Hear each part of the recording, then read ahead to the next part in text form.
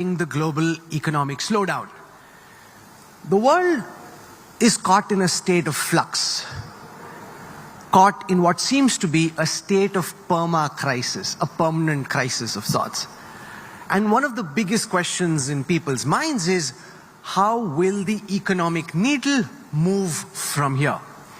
You would have seen the International Monetary Fund's Global Economic Outlook report.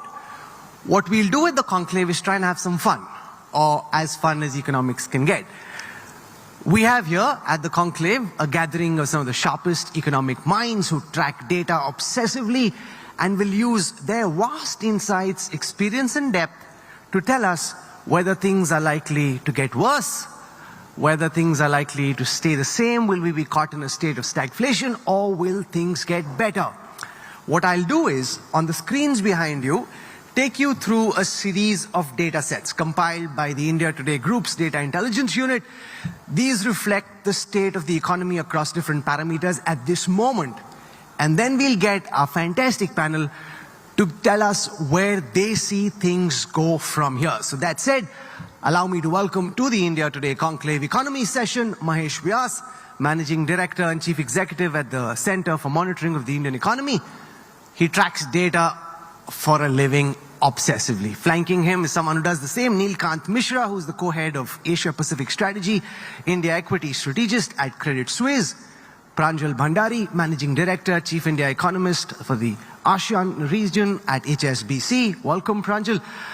Ajit Ranade, now Vice Chancellor at the Gokhale Institute of Politics and Economics in Pune. And Abhig Barua, Chief Economist and Executive Vice President at HDFC Bank. So, can we have a warm round of applause as we welcome our guests to this big session on the economy? And I'll start with that big headline number on global growth. Can we just have the first DIU card at the back, please? The economists don't really need to look at the back because you know which numbers these are. But this is basically the IMF's October outlook, which looks at the global economic projections for growth and also the growth numbers for India for FY23 and for the next year. Now, broadly, and I'll start with Neelkant Mishra, and here I think we want to focus more on the India story in a global context. And the question that's in people's minds sitting here, from where we are, in the way that you see things, are things likely to get better, marginally better, significantly better? Are they likely to stay the same, or could they get a lot worse? So let's start with that. Neelkant.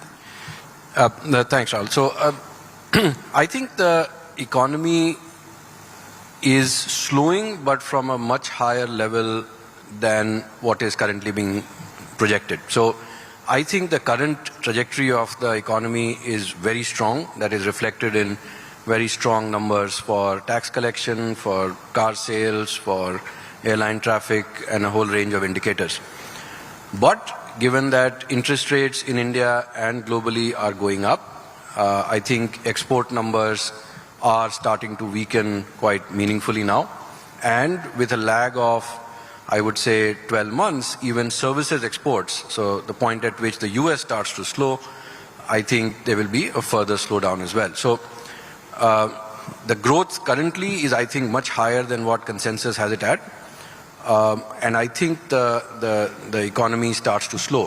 One point I worry about is a risk of a global accident, because some of these things are what economists would call non-linear. So they don't move like this. I mean, they go this way and then suddenly something breaks, like we saw in the UK. And given that the world has never seen this high level of interest rates, this level of fiscal dominance for a very, very long time, the markets have zero tolerance for policy mistakes. If any of the governments goes through political turmoil, the central bank makes a mistake, the risk of an accident is very high. And when that happens, then there could be a very significant impact on capital inflows and so on and so forth for us. So I think we are going to be fine. I think the steady trend growth should be 7% or so once the bases are adjusted. But we need to be very wary, in Hindi they say sachet, of potential risk of accidents globally. Abhig Barua, given what happened in the United Kingdom, the kind of policy mistakes that Neelkant just referred to, does India's political stability provide additional economic stability more than usual, given the fact that the UK, for example, going through constant political flux? Does that essentially be one of the reasons why India seems to be the one relatively stable economy at this time when so much of the other part of the world is in the kind of turmoil that it is? I think it certainly is a major factor, and it's not just that the government is stable, but it's doing a lot of things to get the economic act together. Take the PLI, for instance, has been very controversial, but it is a move in the right direction to revive a sector that had been neglected for a very long time, and where we have new opportunities given the entire sort of disruption and a reorientation of supply chains. It's ramped up infrastructure spending and so forth. There are a couple of issues that bother me. One is that despite the government's best efforts, the recovery has been very uneven, right? And I'd just like to remind you of a statement that Mr. Subodh Bhargav made recently about Maruti's plans going forward. And what he was saying is that we are going to expand. We are going to put in money in sort of capital expenditure, but that's largely going to be for SUVs and more expensive cars. The demand for hatchbacks, the small hatchbacks, the compact car, has simply evaporated. What seems to suggest that with a combination of the nature of the recovery and inflation eating into people's disposable incomes, we have a very, very uneven recovery. So if the government doesn't sort of address that comprehensively, this recovery might not be sustainable. So that's a risk. I mean, there is considerable momentum and so forth. The other thing that, of course, we need to sort of bear in mind, and I think Neelkant kind of referred to, is the fact that on the external side, we have certain, very strong sort of pressure points. The large current account deficit and so forth is one. And were there to be a global accident, as you saw in the UK, where a little deviation from the playbook that investors wanted led to that kind of catastrophe, we must also remember the fact that this time around, the traditional playbook for handling crisis, which is to throw money at the problem by central banks, is not available anymore. And I think that's what should keep a lot of policymakers up at night. These are the two factors that I see are important. I'll call our next card on the screen, which is, Mahesh, specifically to do with the India quarterly growth numbers. And from all the parameters of economic activity that you're tracking, what's your best estimate of this, at this moment, of what Q3 and Q4 look like in the immediate context of how the Indian economy is revving up at this moment on the back of the pandemic? So I think that the coming few quarters are going to be slightly slower than what we saw so far. But I think what is important to look at is that these are noisy times. So year-on-year growth rates are extremely noisy because the base can be very bad or the base can be very high. And it's been very topsy-turvy, Q-on-Q in recent times. What I would like to say is that India has survived the turmoil quite well. We have kind of shown that we are quite resilient in very severe shocks, extremely severe shocks of the kind that we saw, and there is still resilience. We're still growing at a fairly good clip. And that, I think, is the most important thing. I think the next 2 quarters will be slightly modest, but look at this.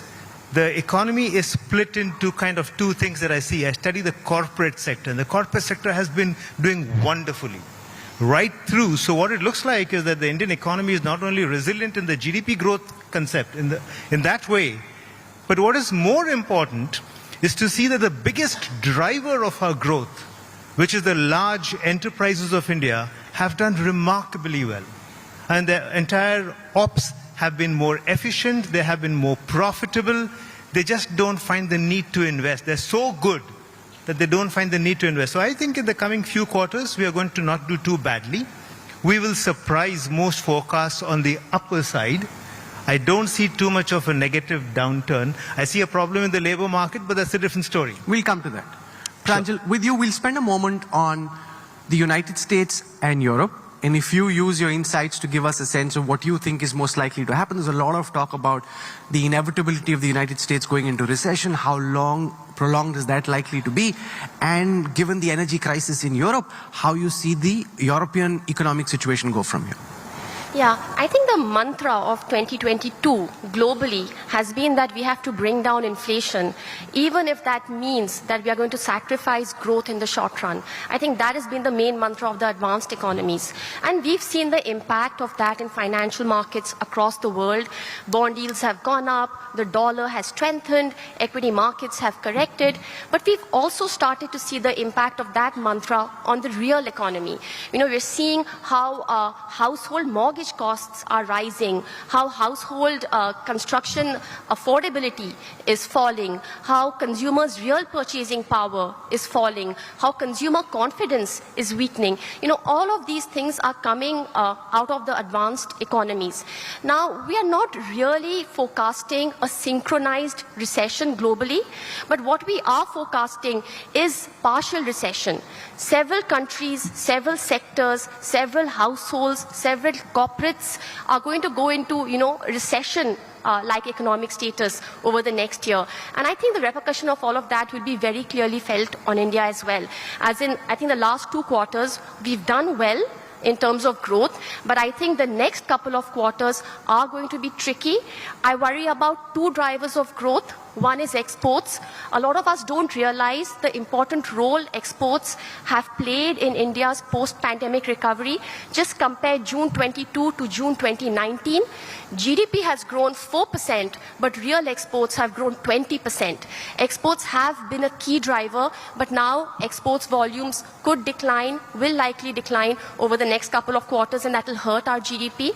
And the second thing is pent-up demand. You know, we came out of the lockdown, we started spending, we've spent a lot, we've taken that extra holiday, but at some point with high inflation, we will stop spending. That pent-up demand will run its course. And I think that is also something that's going to sort of hurt growth. So I think the next couple of quarters, we have to be careful that growth will slow a little bit. We shouldn't get, roiled about that.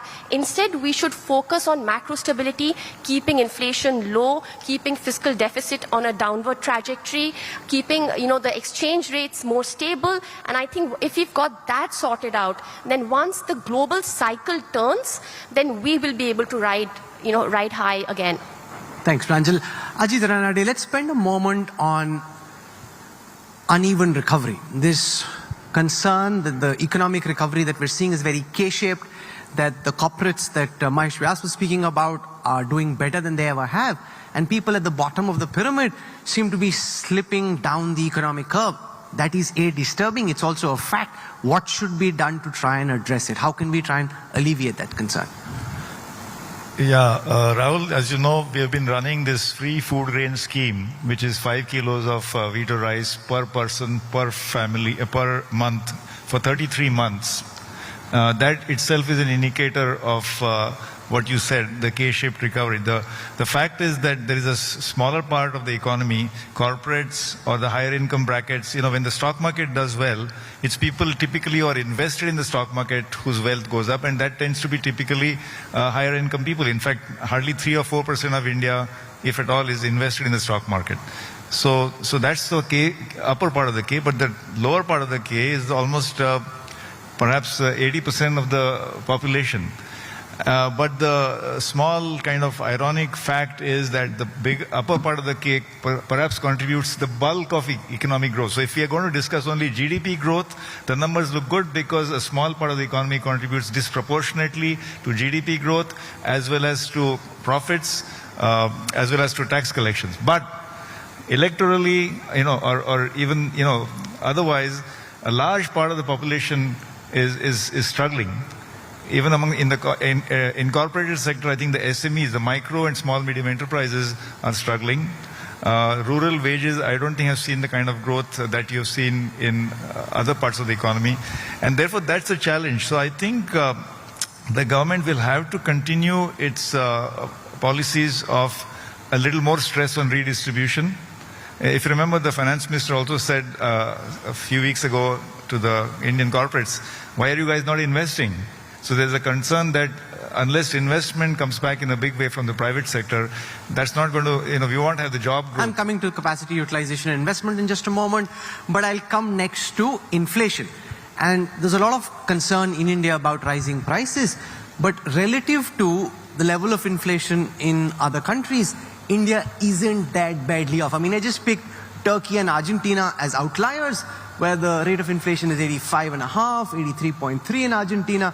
Even in a sophisticated developed economy like Germany, it's at 10.5. The United Kingdom at 10.1. India is at 7.4, which is slightly lower than even the United States. So Nikan, where do you see inflation go from here? And when I ask this question, I'm asking it mostly from the perspective of those who are watching you here at the conclave and sitting on TV or on social media and watching it, which is consumer price inflation. Yeah, so if you think about CPI, we look at year-on-year trends, but one of the problems with year-on-year is that it's a slow-moving indicator in the sense that if oil prices went from 70 to 100 back in March, April, and they have more or less stayed there, for 1 year, the year-on-year number will look high. Whereas if you look at incremental indicators, meaning the CPI, the index, the consumer price index, how is it moving month on month versus how it used to move month on month in prior years, what you'll find is that the incremental inflationary momentum is actually of a much lower pace, right? So it is definitely not 7.5, it is closer to the 5.5 range.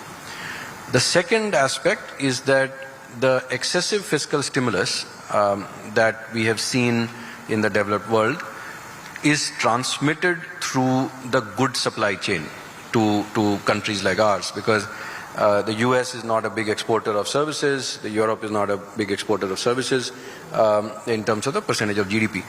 And therefore, if the goods supply chain globally is already going into recession, so you may have seen Taiwan's year-on-year export numbers have turned meaningfully negative now already. The tech supply chain is seeing sharp order cuts. So the goods supply chain, in fact, even food prices globally have started to correct. And therefore, the imported inflation component should start to moderate as we go ahead. And if we are in the June quarter next year, September quarter next year, we are talking about a lower level of inflation, significantly lower level of inflation than what we see right now. It may still be higher than the 4% level that is target. And I must say that the evidence of corporate capex coming back, right? So the order flows for capital goods companies have been surprisingly robust in the last 6 months. Suggests that companies do have some pricing power, which suggests that they are in a position, that is why they're doing some capex, and which means that inflation will be higher than 4%, but I think it will moderate from the levels we are seeing. Mahesh Vyas, this 7.5 number is from September for India. Give us your best sense of how the rest of the year this needle is likely to move on the question of inflation. Well, I expect inflation to remain elevated for some more time. So I don't expect it, of course, to come down to the 4% that we would like it to come down. It's unlikely to come down to even close to 6%. So I expect inflation to be between 6 to 7% or thereabouts. It's unlikely it will go much higher, but commodity prices are not fully predictable. But I don't think any spike in inflation, I don't see it coming down much as well. More or less where it is right now. Abhik, in the manner in which inflation is being addressed by the government and by the RBI, do you see the need for the government to be doing more? How should inflation be targeted? Is there anything at all that can be done given the global economic uncertainty, concerns in crude? Do you think anything more ought to be done at this moment to be able to keep inflation in check? I think there is, and I think the finance minister recently, just a couple of months back, pointed out that inflation is not just a monetary phenomenon, and that's true across the world. I mean, we've had severe supply side, disruptions, and now, the name of the game is to blame the central banks for printing too much money. But there was a strong supply problem there. And in India, we've had sort of chronic supply side issues which tend to aggravate inflation. Food is one of them. And so I think a lot of sort of supply measures, coordinated measures across central and states, particularly in essential commodities, might just do the trick. I think monetary policy is, in India's case, and not just for now, but in general, is perhaps too blunt an instrument for handling inflation, which in India tends to be very, very complex. I think in the developed world, inflation is an easier phenomenon to sort of understand and hence to address. I want to come to the question of interest rates, and I'm going to get Pranjal to tell us where she sees interest rates go. This broadly gives you a sense of how interest rates in India stack with interest rates globally, and the kind of increase that we've seen from January this year to November this year, where in India, for example, you've seen the RBI's interest rates go from 4 to 5.9%, in a country like the United States from 0.1 to 3.9%, in the Eurozone from 0 to 2%, in the United Kingdom from 0.3 to 3%. There are two views on this, Pranjal. One is that all the shocks that ought to have been meted, and now there is no need for a 0.75% kind of basis increase in interest rates. The other is that may be too premature to declare at this moment, and there may be more monetary shocks required. Where do you come out on this? Yeah, I think this is an interesting question with not very clear answers. I think the big uncertainty right now is, when does the dominant risk move from high inflation to weak growth? Last couple of months, it's all been about, how do you solve the inflation problem? But at some point, once growth globally begins to slow, all central banks will then sort of move their focus a little bit more towards growth. But when exactly that pivot happens, I think that's very hard to predict. Our own sense is that, the Fed, which everybody is watching right now, has about 2 more rate hikes to get done. For instance, one in December, one in February. And I think, most of the other economies, advanced economies, and also emerging markets like India probably have a couple of more rate hikes to do. But at some point, there will be concerns big about rate hikes growth. or marginal rate hikes? Moderate rate hikes or massive rate hikes? Look, earlier this week, the Fed chair made it very clear that they don't want to stick to 75 bips. They want to bring down the quantum a little bit. But in the same breath, he also said that the terminal Fed rate might be higher than they had been forecasting a couple of months ago. So he actually confused markets to some extent, and markets actually came out being a little more hawkish. They thought, Fed is going to hike more than they had thought earlier. So I think this sort of uncertainty is going on right now. But my sense also is that come 2023, at least in India, we'll be talking a little more about growth slowdown than we've been talking in the last couple of months. And then there will be pressure that the RBI stops hiking rates. So in a way, we are expecting the RBI to hike by about 50 basis points in December, and then take a pause after that and see what happens to inflation. But the inflation problem will remain. I agree with Mahesh that it will be very hard to bring down inflation dramatically, and eventually a lot more may have to be done by the government. 50% of our basket is food. At some point, the government will just have to take nimble supply side steps, selling, buying, importing, exporting. That might become the main way to keep inflation lower, particularly in a pre-election year. So I think we'll have to move away from a monetary policy response more towards supply side management to bring down inflation, once 2023 Ajit comes. Ranade, how valid is the criticism that the Reserve Bank of India moved too late, that there was a problem brewing in the horizon, they could see the clouds gather, and they didn't bother to move till they were left with absolutely no option but to move, and then therefore march ahead with dramatically high increases in interest rates?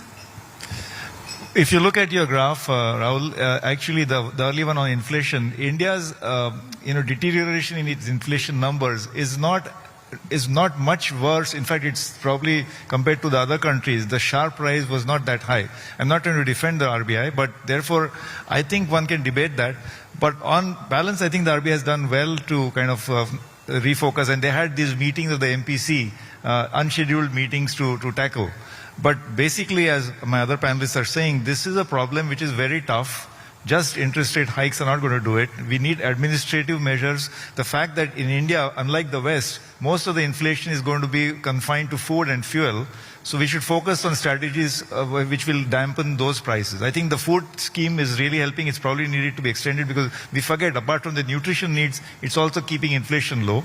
And on the fuel, I think the government should look at its excise policies on petrol and diesel. That will be also required apart from RBI's actions. Okay, let's come to currency. I'm just trying to move the needle so that we can go through all the data sets that I have and we can keep coming back as we just did. Now here is how all global currencies are under pressure against the US dollar. Except for the Russian ruble, which we know for reasons which has nothing to do with the economy, but more to do with the war that's currently on, is up 18%. The Singapore dollar has depreciated 4.4%, the yuan 14.2%, the euro 14.2%, the yen 27.8%, the Indian rupee 11%. Now this, Mahesh Vyas, is also a very contentious political issue, where the government is under attack from the opposition for not doing enough to be able to protect and defend the rupee. They've spent a lot of forex in trying to do so. Is enough being done? And more importantly, where do you see the rupee settle in the medium term? I think it is good that the government is not willing to come too much under pressure on the rupee front. We are seeing the rupee slowly depreciate. We are seeing the RBI intervene on and off to largely control the volatility in the rupee. But I think whether it is this government or any other, it is difficult for anyone to actually plug or kind of stall any direction of the rupee. I think if it is depreciating, so long as it doesn't depreciate too volatilely, if I may use that term, I think it's fine. And that's what I read the government seems to be letting it be. And that I think is fine. We have a difficult situation. The government is saying that it's kind of indicating, the MPC members are saying that they may not intervene too much into the interest rate scenario now. The US has raised interest rates, in which case we will have some greater depreciating rupee scenario going forward. That has an implication on inflation. One needs to see how bad will the inflation situation get by imported inflation. How much will we tolerate that? So the big problem is inflation, and I think politically inflation above 10% is where it hurts. It's not 7%. So we have a lot of headroom over there politically. I'm not saying otherwise. So a rupee can depreciate. I think it may be allowed to depreciate. Economic forces seem to suggest that it will depreciate a little more, but that depreciation may not be too volatile. Abhi, the rupee's already breached the 82 mark against the dollar. Where do you see the rupee settle in, say, a medium to short term from here? Look, I must confess I'm a bit of a betting man. So I'm going to buy the dollar at levels of at current levels, or if it drops a little towards 82. And I'm going to sell the dollar at 84. This is not a bet that... This bet has certain macroeconomic assumptions built into it. I think the dollar, in terms of an index, use the DXY index, is perhaps close to a peak. I think I see portfolio interest returning to Asia, and Pranjul might be able to tell us a little more about the renewed interest in both India and the ASEAN. And I think things are changing, but in the near term, there is a possibility of the rupee seeing another bout of depreciation. But at 84, I pull out all the stops and buy the rupee. Neelkant, there's a lot of debate at this moment about the continued centrality of the US dollar and whether the Russia-Ukraine war and America and the world's moves against Russia have shown that you need to bolster your own currencies, and we're seeing China attempt to do it to some extent. India is making noises. Do you see this actually pan out in the years to come, or do you think the continued centrality of the dollar is inevitable to global trade, and no matter who says what, that's more from a political, nationalistic perspective, it doesn't change the economics on the ground? So there's a cyclical aspect to it, there's a structural aspect to it. So the structural aspect of the dollar being the reserve currency globally, it seems unlikely that that will change unless we see an alternative. So if you remember, the UK stopped being the largest economy in the world sometime in the 1870s. The shift from the pound to the dollar happened in 1930, right? 1932. So this is something that takes a very long time. Currencies are a human creation, it's a myth. And which myths people choose to believe in, you need to have an alternative. If you don't believe in the dollar, what do you believe in? There is no alternative. So the structural story on the dollar, I don't think will shift. Cyclically though, currently what we are going through is a panic. See, globally, if you want to borrow money cross-border, you have to borrow in the dollar. That's the most common currency that is available. When you borrow in dollars, you are naturally short the dollar, right? So if the dollar appreciates, you are in trouble. So at the first wave of dollar appreciation, everyone who has dollar debt tries to roll it over, tries to find dollars that I don't want this dollar debt, I want to repay it, which increases demand for dollars even further. And so that's the cyclical rise that we are seeing. I think sometime in the next 12 months, we are going to see an equally sharp reversal of that process. And some of the pressures that we are seeing across the world right now will start to fade. The point is, before that starts to happen, will we see an accident or not? So you're roughly in the Abik model as well? No, I think that our problem is less about the level of the, is less about, where the rupee settles, and because it's very hard to forecast, but the fact that we have a balance of payments deficit. See, we import oil, we import a lot of coal now, right? So, and the coal prices are 3x, 4x of what they used to be before the war. And what that means is that we need to bring down our imports, we need to get up our exports, we need to increase our capital inflows. And I think the rupee needs to weaken from here. We should not be under any illusion about a strong rupee being great for India or whatever.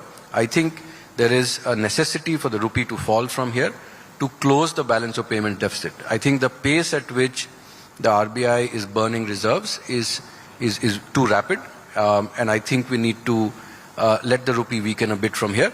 And given that it is done better than even the yuan, where the bilateral trade deficit is still now approaching $100 billion, is something which from even a medium-term perspective is not desirable. So I would focus more on the BOP deficit. If the BOP deficit remains, I think the rupee should keep depreciating. You can keep allowing the rupee to depreciate, Pranjal, but you'll also come under fire from the opposition, which thinks the government has done a terrible job of trying to protect and defend the rupee. It's linked to the age of our politicians, and it becomes very complicated politically.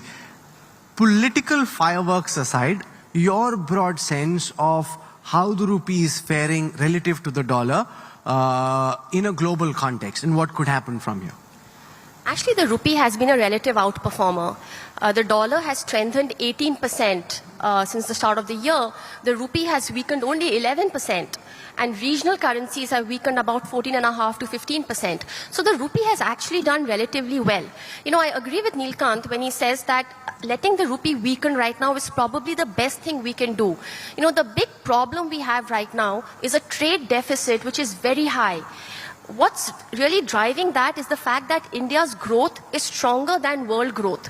We are buying from the world far more than we are selling to the world. Imports are outpacing exports, and we are seeing, a large trade deficit. So just pause that for a second. I'll call the trade data set on the screen, and then you can explain what you're saying and why, and then we'll build on that. So can we have the graph on trade, which shows how the gap between imports and exports is actually increasing, and that's the deficit that Neelkant was speaking about. But go on. Exactly. As you can see in the last sort of two readings, exports have actually fallen and imports continue to rise. And that is what is creating this trade deficit, which is weakening the rupee. So what do you do when you have such a big trade deficit? I think the best thing you can do is follow a two-pronged strategy.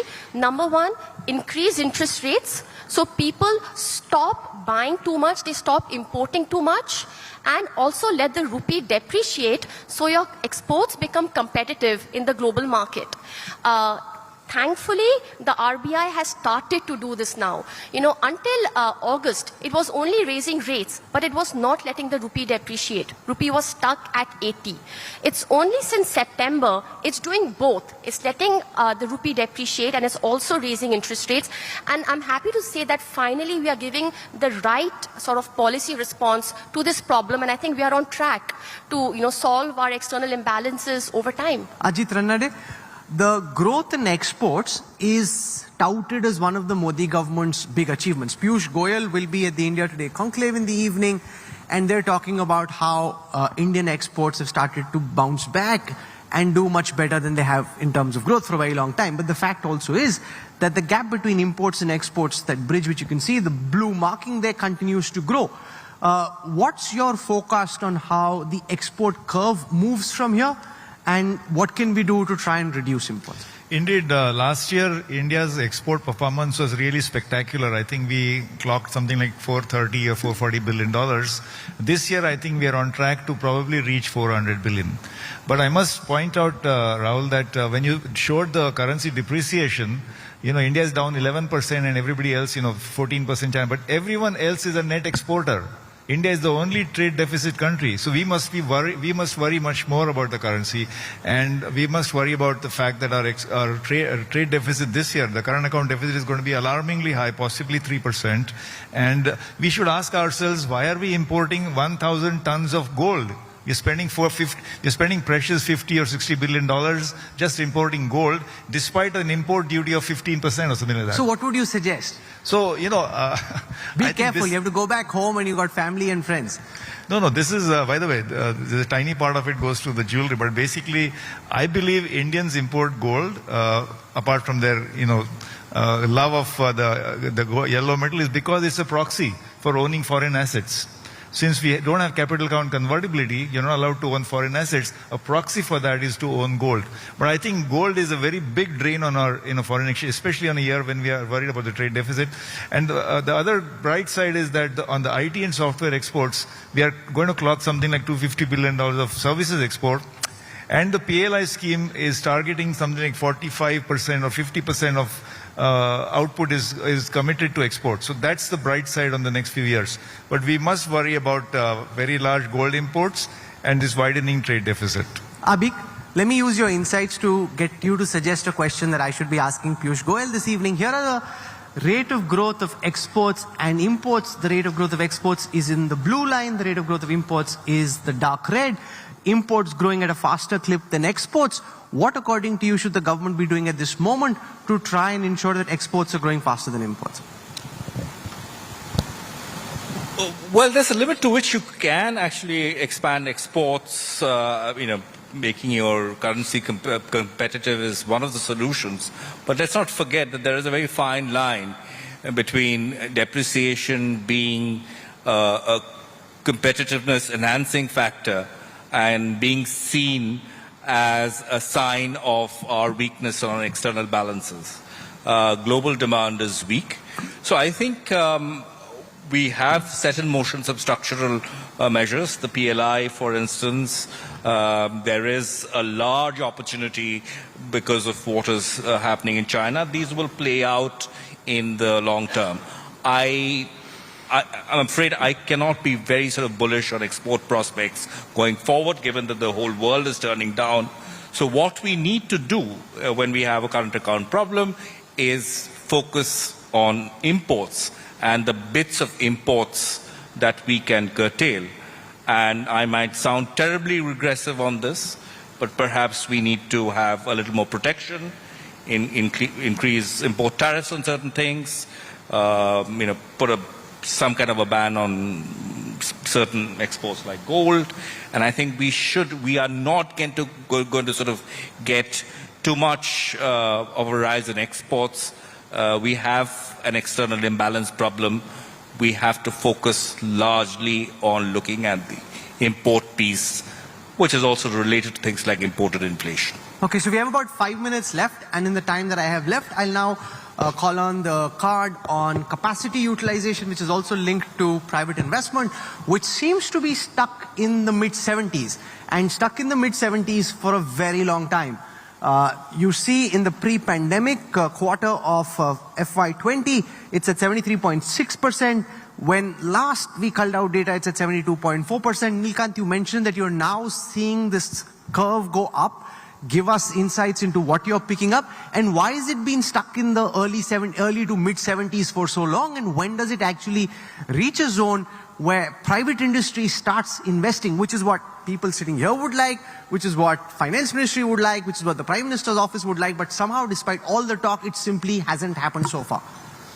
So if your GDP is, as per current projections by the consensus, 10% below your pre-pandemic path. So if you were growing at 6.5% a year pre-pandemic, and if you would have grown at that pace, you would have been about 21% higher than FY20 in FY23. But what you are currently at is only about 8 or 9% higher. And that means there is a substantial gap in between what you should be producing, or what you would have produced, and what you're producing right now. I think it's a matter of time. I think in 6 months' time, so you may have seen the December quarter airline schedules, for example, and this is a very small part of the economy, but indicative of how the opening up of the economy has been steady. I would say that in 6 to 9 months, and there are several sectors where the accretive capex, so there is always maintenance capex that keeps happening, but capacity enhancing capex is actually now starting to happen in large sectors like autos, where production was constrained because of supply issues the last 2 years. Their production is now starting to normalize, and you will see, I think, in the next 6 months that the utilization as well as the reported capex numbers will look a lot healthier. I must say that if you talk to capital goods companies, some of them are reporting extraordinarily strong numbers. In fact, their growth rates are astonishing. And I think in some pockets, this capex has already started picking up meaningfully. I think in the next 6 months, this number can be meaningfully better than it is right now. Mahesh Vyas, this is a matter of great frustration for the Modi government.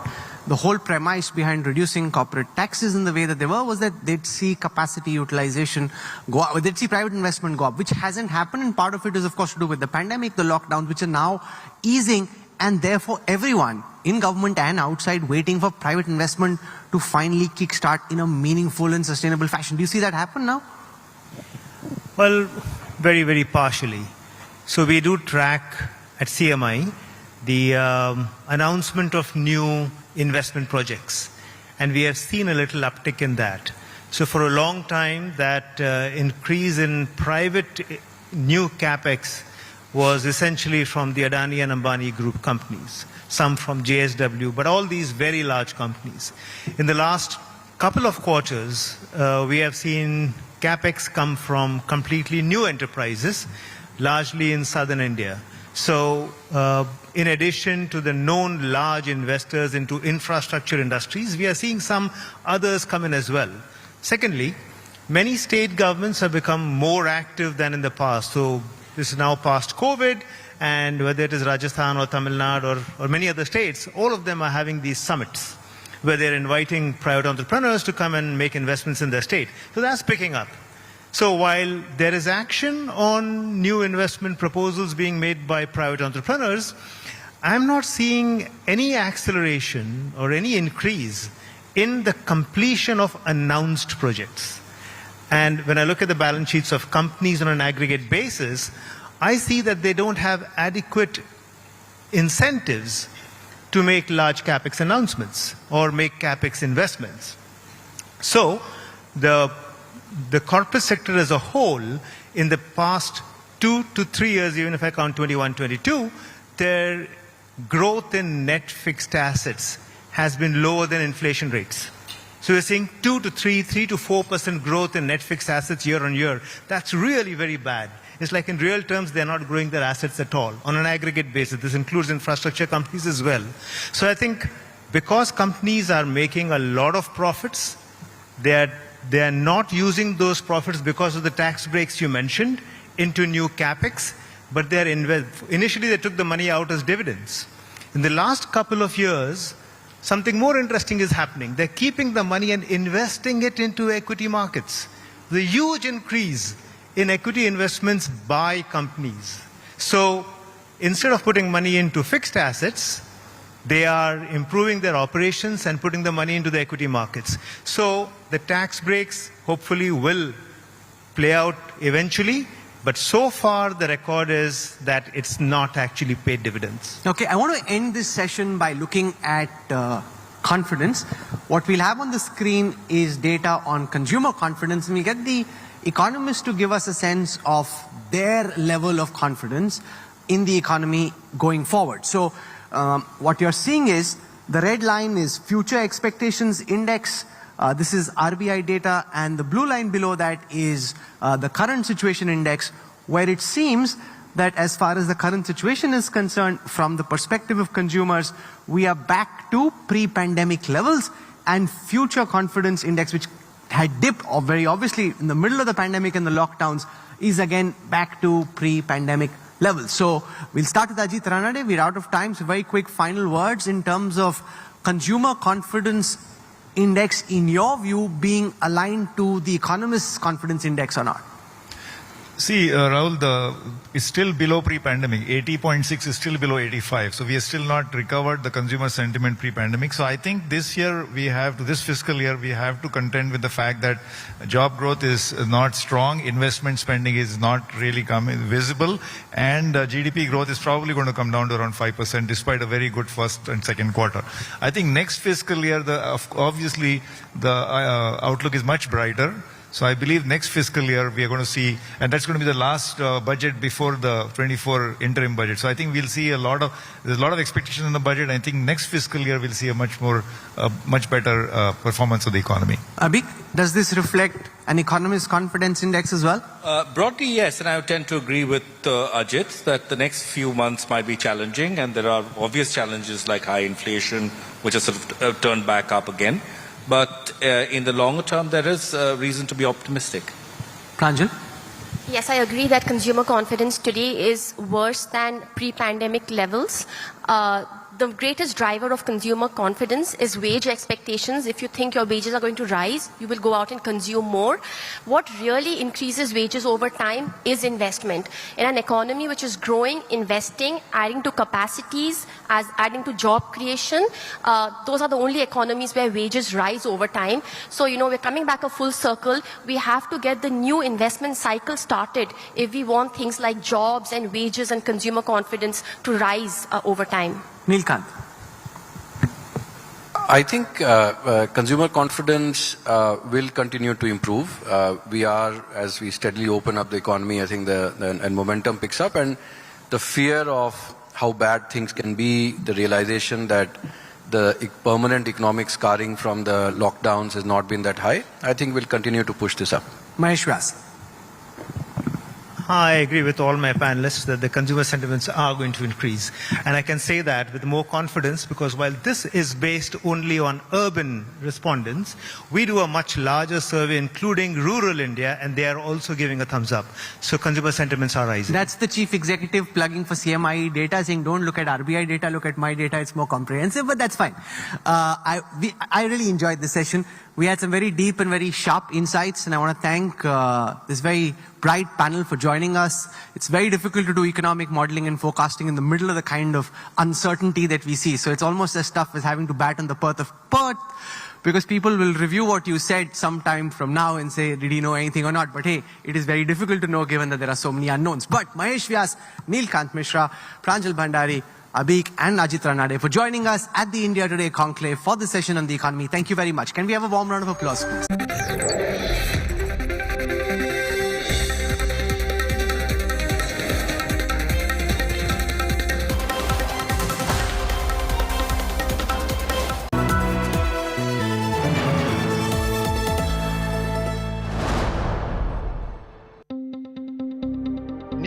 about putting people first, Just look at the queues right across. about asking the right questions to those in power. Is money power being used to bring down elected government?